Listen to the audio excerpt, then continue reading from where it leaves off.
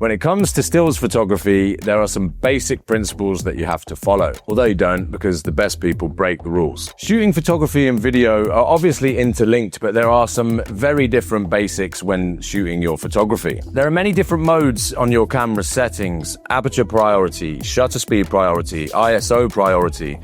But when we start off, we probably want to start in manual mode so we have complete control of everything.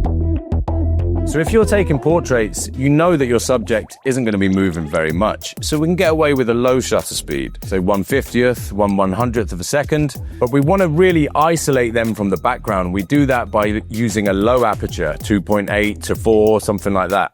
But as always, we want to keep the ISO as low as we possibly can. If we're shooting action or sports photography, then we obviously want to freeze the frame, and we do that by using a faster shutter speed. And because your subject's generally moving quite fast, we tend to use an aperture of 5.6 and upwards to try and give us more leeway with focus. As always, we want to keep our ISO as low as possible, but a lot of sports happen indoors, so we can give ourselves a little bit of leeway with ISO, but try not to go above 3200.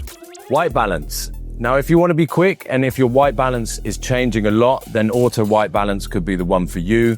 However, if you're a bright sunny day outside, we're just going to shoot at 5600 because we know it's going to be the same white balance all the way through, and then we can just copy our settings across when we get to Lightroom. RAW versus JPEG. Now, if you want to deliver your photographs quickly, then JPEG might be the one for you.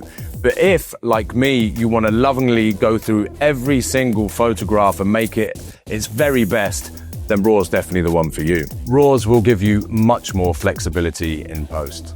When it comes to editing your photos, Adobe Lightroom is the one for me. I can do so much with the software, and cataloging is absolutely brilliant and helps our workflow massively. For more filmmaking, education, and resources, make sure you visit the link in the description.